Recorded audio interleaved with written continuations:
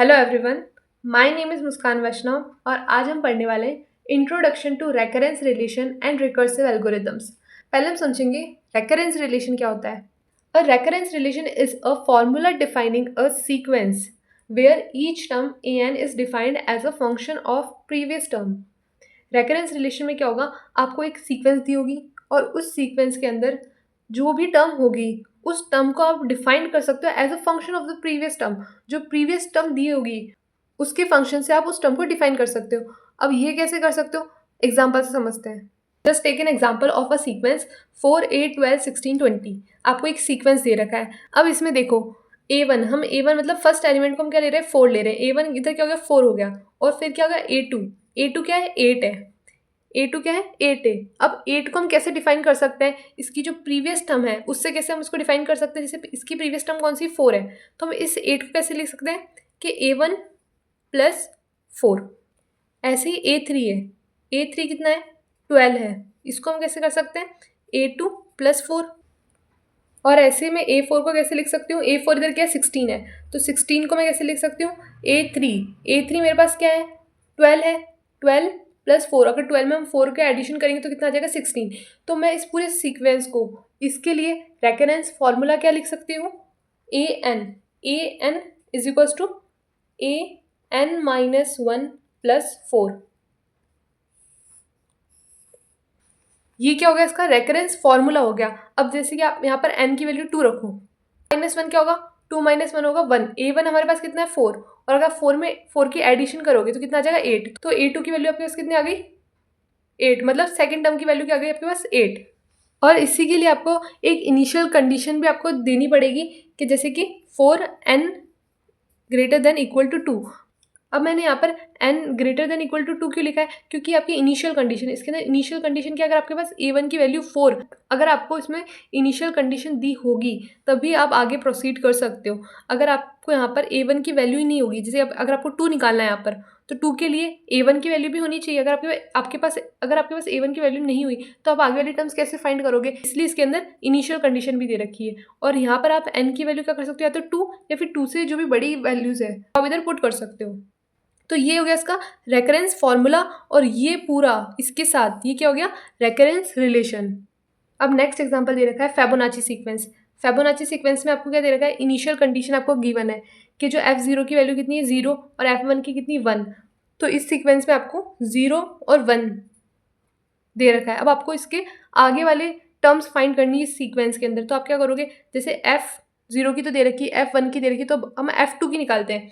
मतलब f2, n की जगह मैंने क्या पुट करा, 2, और n की जगह मैंने 2 करा, 2 - 1 कितना होगा, 1,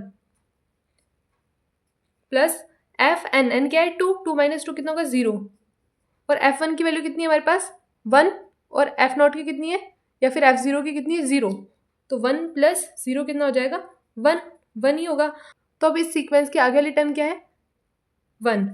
और ऐसे ही अगर आप f3 के लिए निकालोगे तो f3 क्या होगा, f2 प्लस f1।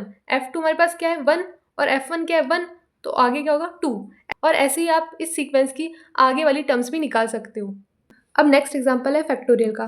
फैक्टोरियल कैसे निकालते हैं हमें पता है। अब n फैक्टोरियल क्या दे रखा है, जैसे आपको 3 फैक्टोरियल निकालना है, 2 फैक्टोरियल निकालना है, 5 फैक्टोरियल निकालना है, तो हम इसे कैसे निकालते हैं, 3 इंटू 2 इंटू 1। ऐसे इसको कैसे निकालते हैं, 2 इंटू 1। और इसको क्या निकालते हैं, 5 इंटू 4 इंटू 3 इंटू 2 इंटू 1। जैसे यहाँ पर मैं n की वैल्यू 3 लेती हूँ और मुझे 3 फैक्टोरियल की वैल्यू निकालनी है, तो n क्या है मेरे पास, 3 इंटू 3 माइनस 1, 3 - 1 का फैक्टोरियल। 3 - 1 क्या होगा, 2 फैक्टोरियल, तो 3 इंटू 2 फैक्टोरियल। और फिर 2 फैक्टोरियल के लिए हमको वापस से ये निकालना पड़ेगा, तो 2 इंटू 2 माइनस 1 फैक्टोरियल। 2 - 1 फैक्टोरियल क्या होता है, 1 फैक्टोरियल, और 2। और फिर 1 फैक्टोरियल के लिए हम क्या लिखेंगे, 1 factorial is equals to 1 into 1 minus 1 factorial. और 1 - 1 फैक्टोरियल क्या होता है, 0 फैक्टोरियल। और 0 फैक्टोरियल किसके इक्वल है, 1 के इक्वल है। हमको ये बेस केस दे रखा है इसके अंदर, तो 1 इंटू 1। तो इधर से क्या गया, 1 फैक्टोरियल की वैल्यू क्या आ गई, 1। तो 1 फैक्टोरियल की वैल्यू हम क्या रखेंगे, 1। 2 is equals to 2 factorial is equals to 2 into 1, तो क्या हो जाएगा, 2। तो 2 फैक्टोरियल इज इक्वल्स टू 2। यहाँ से हमारे पास 2 फैक्टोरियल की वैल्यू आ गई कि 2 है।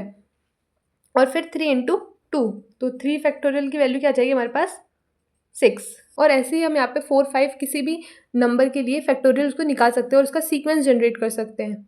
अब हम समझते हैं रिकर्सिव एल्गोरिदम्स क्या होती है। समझो एक आपको लार्ज प्रॉब्लम दे रखी है और उस लार्ज प्रॉब्लम का ही हमने एक स्मॉलर वर्जन डिफाइन कर रखा है और उसी वर्जन को बार बार कॉल करना उसके बेस केस के साथ, उसको हम बोलते हैं रिकर्सिव एल्गोरिदम। कहते फिबोनाची सीक्वेंस था, इसके अंदर हम कितनी भी टर्म्स हो सकती है, पर उस टर्म के लिए हमने क्या कर दिया, एक रेकरेंस रिलेशन बना दिया और ये रिकर्सिव फॉर्मूला बना दिया। अब n की वैल्यू चाहे कितनी भी हो, उसके लिए हम बार बार किसको कॉल करेंगे, इसी को कॉल करेंगे, और तो ये हो जाएगी रिकर्सिव एल्गोरिदम।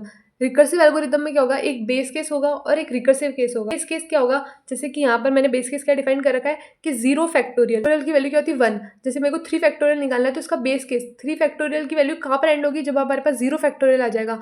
तो यहाँ पर क्या होगा, ये बेस केस हो गया।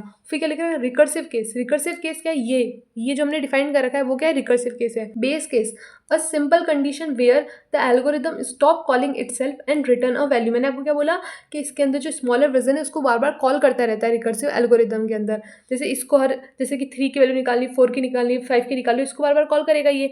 पर ये कॉल करना कब बंद करेगा, जब इसके पास बेस केस आ जाएगा। 3 फैक्टोरियल के लिए पहले 2 फैक्टोरियल निकालेगा, 2 फैक्टोरियल के लिए पहले 1 फैक्टोरियल निकालेगा और 1 फैक्टोरियल के लिए पहले 0 फैक्टोरियल निकालेगा। तो 0 फैक्टोरियल क्या हो गया, इसका बेस केस हो गया। फिर क्या है recursive case, the part that breaks the problem down into smaller sub problems.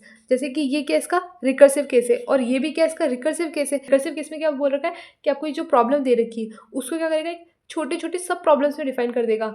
जैसे कि इधर F2 निकालना था मेरे को, तो पहले मेरे को F1 निकालना होगा, F0 निकालना होगा। जैसे मेरे को F3 निकालना है तो पहले मुझे F3 निकालने के लिए, समझो F3 एक बड़ी प्रॉब्लम है और F3 को निकालने के लिए मेरे को पहले क्या करना पड़ेगा, F2 चाहिए होगा, F1 चाहिए होगा। तो ये F2 F1 क्या हो गई, इसकी सब प्रॉब्लम्स हो गई। 3 फैक्टोरियल को मेरे को निकालने के लिए 2 फैक्टोरियल चाहिए होगा, ये इसकी सब प्रॉब्लम्स हो गई। अब हम समझेंगे ऑर्डर ऑफ रेकरेंस रिलेशन।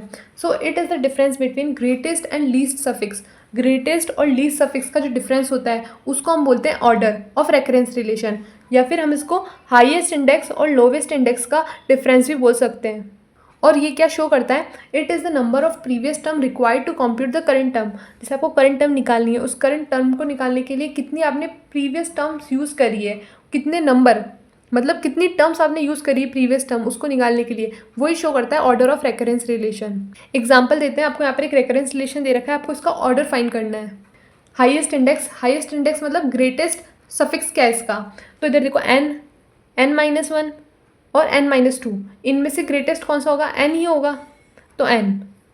फिर लोवेस्ट इंडेक्स या फिर लीस्ट सफिक्स क्या होगा, n-1 और n-2 में से सबसे लीस्ट सफिक्स या फिर लोवेस्ट इंडेक्स क्या होगा, n-2।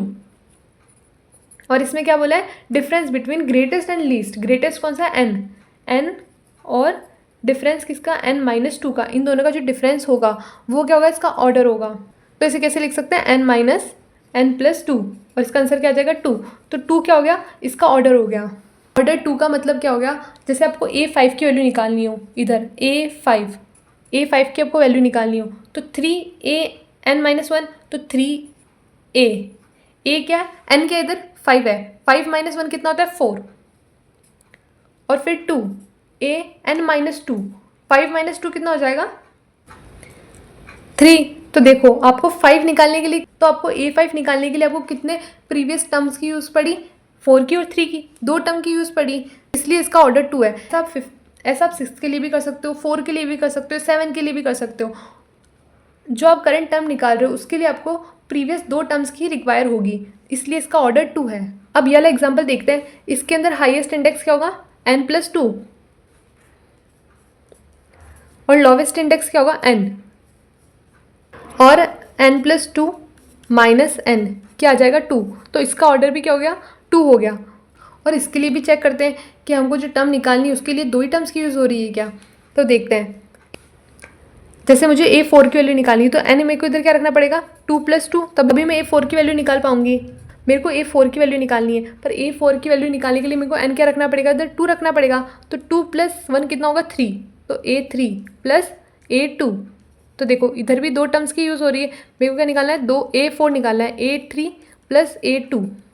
तो 2 और 3, ये जो मेरी करंट टर्म है उसके लिए मुझे प्रीवियस 2 और 3, इसके पहले 2 और 3 ही आते हैं, मतलब A1 A2 A3 और A4 हो करके होगा।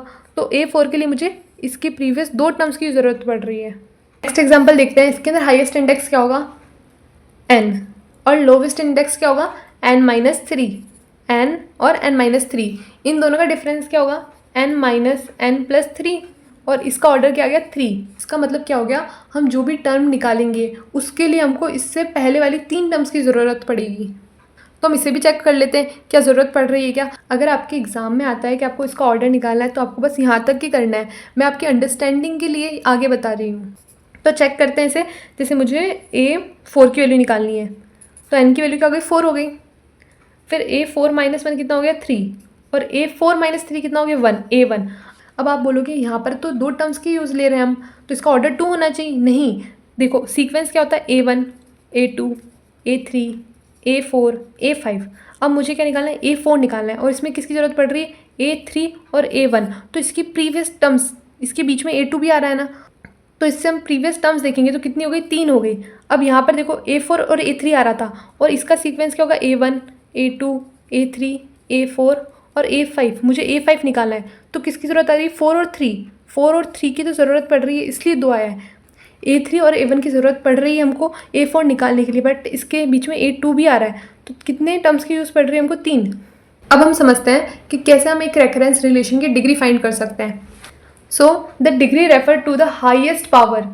आपको जो रेकरेंस रिलेशन दे रखा होगा, जो उसकी हाईएस्ट पावर होगी उस रिलेशन की, उसको हम डिग्री बोलेंगे उसकी। This determines if the relation is a linear और नॉन लीनियर। ये बताता है, डिग्री बताता है कि एक रिलेशन लीनियर है या फिर नॉन लीनियर है। जिस रिलेशन की डिग्री 1 आ गई मतलब वो लीनियर रिलेशन है, और अगर 1 से बढ़ी आई तो वो नॉन लीनियर रिलेशन है। डिग्री फाइंड करते हैं। यहाँ पर देखो an की पावर क्या है, 1 है, और इसकी पावर क्या है, 2 है, और इसकी पावर क्या है, 1 है। तो इसकी हाईएस्ट पावर क्या होगी, 2, तो इसकी डिग्री क्या होगी, 2। अब इसके अंदर देखो यहाँ पर हाईएस्ट पावर क्या है, 4, तो इसकी डिग्री क्या हो जाएगी, 4। और यहाँ पर देखो इसकी पावर क्या है, इसकी भी 1 है, इसकी 1 है, इसकी भी 1 है, तो इधर डिग्री क्या होगी, 1। और जिसकी डिग्री 1 आती है वो किसको शो करता है, लीनियर को।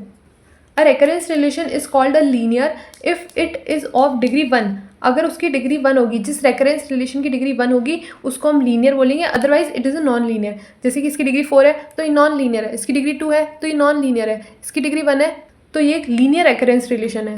अब अगर आपको वीडियो पसंद आई तो आपको क्या करना है, चैनल को सब्सक्राइब कर लेना है फॉर आने वाली नेक्स्ट वीडियोस के लिए, for latest update, and video को लाइक करना ना भूलें। स्टे ट्यून, मिलते हैं नेक्स्ट वीडियो के साथ में।